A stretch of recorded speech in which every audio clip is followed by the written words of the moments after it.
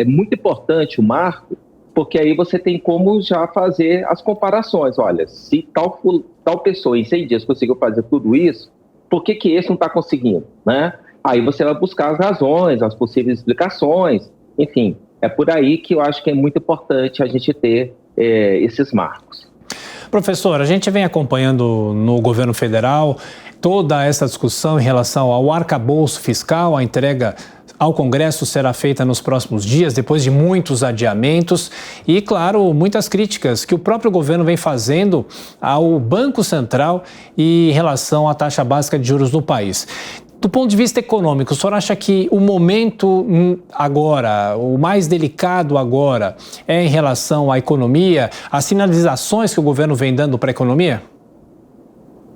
Sem dúvida nenhuma, eu acho que o grande desafio em termos de gestão do Estado que o governo, no terceiro mandato de Lula, tem, é exatamente a questão econômica. Por quê? Porque o Brasil passou por uma série de dificuldades por conta da pandemia, do enfrentamento que foi dado a ela, a quebradeira, podemos dizer esse termo, né, no mundo, né, com uma inflação alta, generalizada no mundo, um problema, né, nas cadeias produtivas. Aliado a isso, tivemos a guerra, né, da Rússia e da Ucrânia.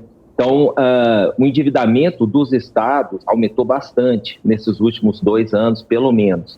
E o Brasil já vinha de uma crise financeira por conta do governo da Dilma, né, do PT como do Lula. E aí, com o governo Temer e com também o governo Bolsonaro na gestão, né, econômica, foi possível que pudesse melhorar um pouco os indicadores econômicos, mesmo com todos esses problemas.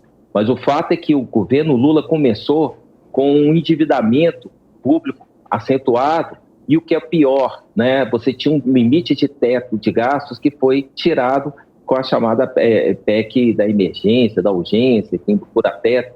E o arcabouço fiscal é importante para mostrar qual que vai ser o novo elemento mais, assim, palpável de controle dos gastos públicos. E nesse sentido, eu acho que a proposta que foi adiantada, que nem foi ainda, digamos assim, propriamente apresentada, frustrou bastante o mercado, principalmente porque o governo está sinalizando que vai querer aumentar a sua receita para poder melhorar a questão financeira do Estado.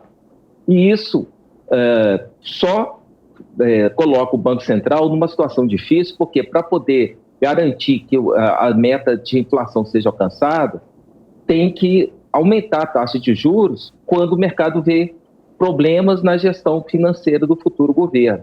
Aí o governo está tentando politizar essa questão da taxa de juros, quando na verdade deveria apresentar elementos econômicos, né, políticas econômicas, propostas econômicas que fossem suficientes para colocar o mercado numa situação mais favorável, bem como o Banco Central, para iniciar uma baixa dos juros. A questão da taxa de juros é uma questão muito mais técnica e propriamente política. E se o governo quer baixar a taxa de juros, ele tem que mostrar ao mercado o que ele quer fazer em termos de contenção de despesas. Só que a sinalização do governo é exatamente oposta. Então, esse embate envolvendo o governo do Lula com a presidência independente do Banco Central ficou bastante acentuada e corre o risco de se tornar mais constante, né, infelizmente. Professor Adriano, o senhor sabe bem que a comunicação de qualquer governo é fundamental e a gente vem acompanhando algumas divergências, não só dentro do próprio governo, mas também críticas políticas do PT, como da presidente do PT, Gleisi Hoffmann, algumas decisões que são tomadas pela equipe econômica. Isso é ruim de que maneira? Isso passa uma falta de confiança do que vem fazendo o governo? Politicamente, por que isso é ruim, professor? É ruim porque o governo Lula, vamos pegar esse terceiro mandato que está se iniciando, é complicado porque não tem uma base partidária que garanta a ele a maioria no Congresso.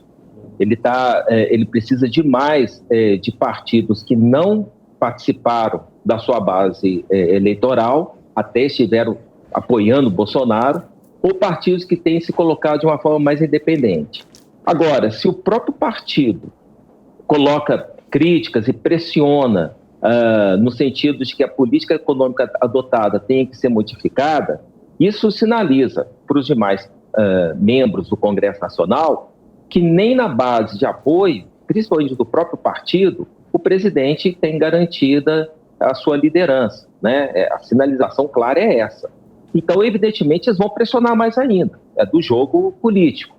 Então, para o governo é muito ruim, sinaliza dificuldades no trato das políticas em relação ao Congresso Nacional, e a gente, nesses 100 dias, a gente se coloca que teste, de fato, aconteceu do governo Lula em relação ao apoio que ele tem hoje no Congresso Nacional. A eleição dos presidentes da casa não é um parâmetro correto. O melhor seria ver projetos de leis, mesmo propostas constitucionais que pudessem ter sido adiantadas.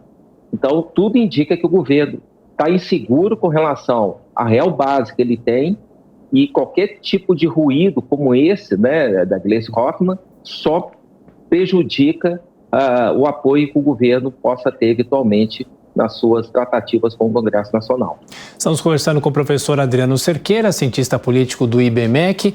Agora, professor, como que se reverte isso? O presidente Lula já chamou os ministros, já tivemos reuniões ministeriais, ele cobrando, inclusive, ações do governo e que ninguém dê declarações que possam atrapalhar o andamento do governo. Politicamente, como que se reverte isso? Como que se afina o discurso? É difícil ou não é difícil, professor? É muito difícil, né? Ainda mais quando você tem tantos ministérios. Se o Lula tivesse tido poucos ministérios, né, ele teria mais facilidade de conversar com esses caciques que são seus ministros. Agora, na medida que ele cria tantos ministérios, né, voltou ao número da Dilma, parece, em torno de 37 ministérios. Eu acho que o número que tem na minha cabeça aqui, que é muita coisa. E o que é pior, né, muitos deles foram dados meio assim, às cegas, para que os partidos que o governo está tentando construir uma base indicassem seus próximos ministros. Então, tem muito ministro que foi indicado à revelia do que provavelmente o Lula queria. Ele está na dependência do que o partido, né, que ele construiu esse apoio indicou. Então, fica difícil para o Lula cobrar diretamente algo desse ministro.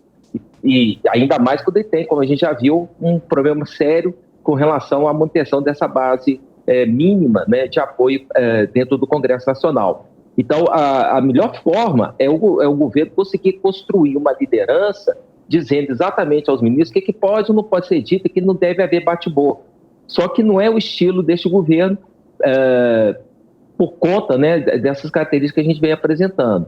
Então, o ideal é que tivesse menos ministros do que tem e que tivesse, evidentemente, uma sinalização mais clara do que vai ser a política econômica, do que vai ser a política do governo, o que até agora também a gente não viu. Está muito política de balcão, está bem explicitado que o jogo tem sido esse.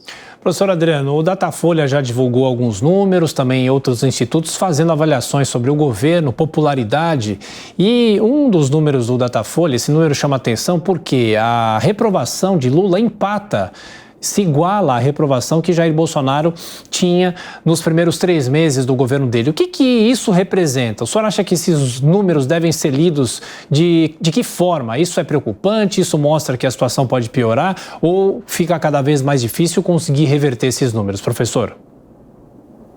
Olha, o que esses números mostram é que a polarização que a gente assistiu no Brasil nos últimos anos, ela continua.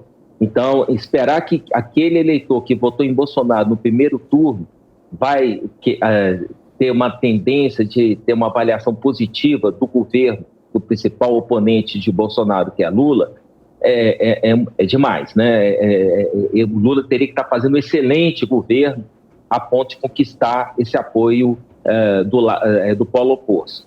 Ao mesmo tempo, Lula foi eleito com um percentual a mais de votos do que aqueles seus militantes mais aguerridos querem. Então, o modo como o governo tem atuado provavelmente já retirou aquele apoio do centro, centro-esquerda, centro-direita, que deve estar frustrado com os resultados apresentados até o momento.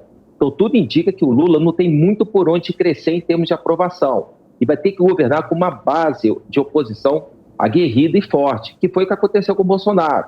E nós vimos que foi um governo difícil de Bolsonaro, né? Então, o Lula, ele não pode esperar que vai ter aqueles altos índices de aprovação e baixíssimos índices de rejeição, como ele teve nos seus 2 primeiros mandatos. A tendência é que seja um governo parecido com o da Dilma 2.0, né? Ou seja, com um índice de desaprovação bastante acentuado e o índice de aprovação também num teto que não chega, dificilmente chega perto dos 50%. Então, o Lula vai ter que governar todo momento sabendo que não vai ser tão popular como foi no passado, e aí vai ficar mais dependente do Congresso. Só que o Congresso sabe disso. E, ao mesmo tempo, o governo Lula não tem sabido fazer uma boa política de relacionamento com a sua base partidária. Ou seja, a situação do Lula não está fácil, é o que esses 100 dias estão indicando. Professor Adriano, antes de falar especificamente sobre o Congresso Nacional, a imprensa gosta muito de fazer comparações, né? Agora, esse início de terceiro mandato de Lula com os 2 primeiros, e também os cientistas políticos gostam também de fazer comparações. O que será que houve de mudanças no presidente? Ele ainda é muito criticado e lembrado em relação à prisão que ele teve em Curitiba. Eu pergunto, essas comparações devem ser feitas com cautela, se devem ser feitas com cautela, e de que maneira, professor? Porque as pessoas mudam e o momento político não é o mesmo e o momento econômico do Brasil também não é mais o mesmo na comparação com os outros 2 mandatos, né? Olha, mas ao mesmo tempo, os 2 mandatos foram muito utilizados por Lula na campanha eleitoral. Então, é legítimo você usar a atuação de Lula nos 2 primeiros mandatos, como foram os 2 primeiros mandatos de Lula, para comparar com o tempo presente, porque ele usou isso na sua campanha eleitoral. Então, ele está legitimando esse tipo de comparação. Ao mesmo tempo, é um presidente que já passou por várias eleições, né? Muitas ele perdeu, outras ele ganhou, está no seu 3º mandato. Imaginar que ele vai mudar, ainda mais quando está mais idoso, né? Foi eleito com 77 anos, imaginar que o Lula de 77 anos vai ser uma pessoa diferente. Não, a tendência é que ele seja o mesmo político dos últimos anos e que passou por uma série de dificuldades, né, dificuldades sérias, né, nas questões criminais, ficou preso por meses por conta de crimes bastante sérios. Então, será que ele não está querendo usar esse mandato para ir à forra? Então, assim, mesmo esse tipo de pensamento, ele está respaldado por conta do histórico dele. Ele não é um político novo, de primeiro mandato, como foi Bolsonaro, quando foi eleito em 2018. Agora, se Bolsonaro voltar eventualmente ao poder, a gente vai comparar com o Bolsonaro de 2018 e 2022 com daquele novo mandato eventual que ele venha a fazer. A mesma coisa a gente tem que fazer com quem tem uma experiência administrativa e eleitoral como o Lula. Então, eu acho correto, legítimo fazer essas comparações, até para saber o grau de dificuldades que o Lula está enfrentando neste momento. O Lula não tem aquele poder de inovação, né, de novo político, como ele tinha, por exemplo, nos 2 primeiros mandatos. O Lula agora é um político velho, né, um político já conhecido, com problemas conhecidos, e eu acho que isso tem que ser bem apontado.